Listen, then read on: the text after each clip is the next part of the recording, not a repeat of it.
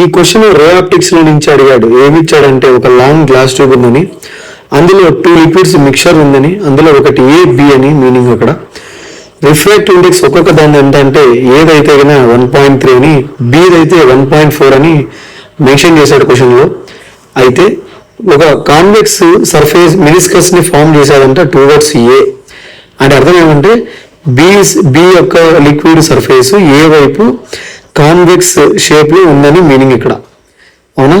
అయితే ఒక ఆబ్జెక్ట్ ని 13 సెంటీమీటర్స్ దూరంలో ఈ వర్టెక్స్ నుంచి ప్లేస్ చేసింటే ఇమేజ్ బిలో ఫామ్ అయిందన్నాడు. అయితే ఆ ఇమేజ్ డిస్టెన్స్ ఇవ్వలేదు, కానీ మ్యాగ్నిఫికేషన్ మాత్రం ఇచ్చాడు ఇమేజ్ ఎంత అంటే -2 అని.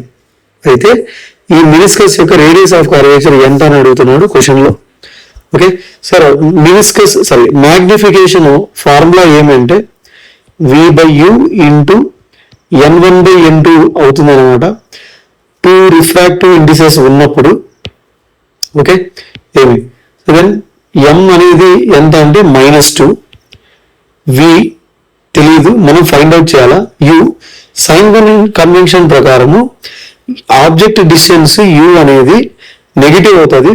ఎందుకంటే అన్ని డిస్టెన్సెస్ మనము ఎక్కడి నుంచి మెజర్ చేయాలంటే ఈ వర్టెక్స్ నుంచి మెజర్ చేయాలా.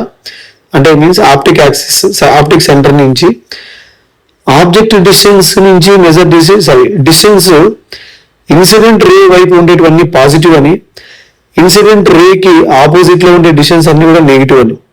సో అన్ని డిస్టెన్స్ మనం ఇక్కడి నుంచి మెజర్ చేయాలి కాబట్టి U అనేది కూడా మనం ఇక్కడి నుంచి మెజర్ చేస్తాం అనమాట ఈ డైరెక్షన్ లో.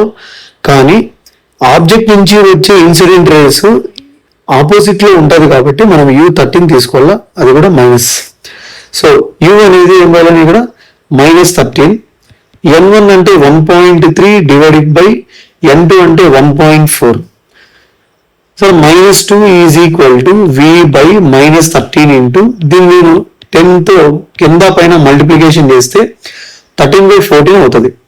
ఇక్కడ 13 క్యాన్సిల్ అయిపోగా ఏం మిగులుతుంది? ఈ -14 అవతల పంపిస్తే అంటే -14 ఇంటూ -2 విచ్ బికమ్స్ +28 సెంటీమీటర్. ఇది ఇమేజ్ డిస్టెన్స్. ఓకేనా? ఏమి సో ఈ మ్యాగ్నిఫికేషన్ లాటరల్ మ్యాగ్నిఫికేషన్ నుంచి మనకి ఏమి ఇమేజ్ డిస్టెన్స్ 28 వచ్చింది. అది కూడా ఎలాగా +28 అంటే అర్థం ఏమంటే ఇమేజ్ అనేది బి సైడ్ 28 సెంటీమీటర్స్ దూరంలో ఫామ్ అయింది అని మీనింగ్ అక్కడ. So V is equal to 28 centimeters. Right. Next spherical surfaces formula నుండి, ఫ్రమ్ స్పెరికల్ సర్ఫేస్ ఫార్ములా ఏమంటే ఏమి N2/V minus N1/U is equal to N2 minus N1 divided by capital R. Capital R అంటే ఈ surface యొక్క radius of curvature అని meaning. ఓకేనా?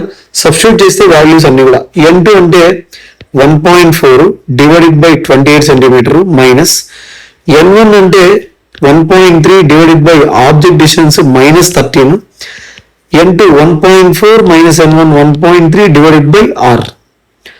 So ఇక్కడ ఇదేమో 20తో క్యాన్సిల్ అవుతుంది, ఇదేమో 10తో క్యాన్సిల్ అవుతుంది, అండ్ ఈ మైనస్ ఈ మైనస్ ప్లస్ అవుతుంది. So totally 1/20 minus of minus plus 1/10 which is equal to ఇది 0.1 అవుతుంది. 1.4 లో నుంచి 1.3 వేసి divided by R. So 1/10 1/20 addition చేస్తే ఎల్సిఎం 200 పైన 10 + 20 విచ్ ఈజ్ ఈక్వల్ టు దీన్ని 1/10 అని రాయొచ్చు 0.1 ఇంటూ R. ఓకే, ఒక 0 క్యాన్సల్. ఇక పైన ఏముంటుందంటే 30/20 which is equal to 1/R. మళ్ళీ అగైన్ 10తో క్యాన్సిల్ చేస్తే then we get R as 2/3 centimeters radius of curvature. Okay, అంటే ఆ కాన్వెక్స్ మెనిస్కస్ యొక్క రేడియస్ ఆఫ్ కర్వేచర్ 2/3 సెంటీమీటర్స్ ఉందని.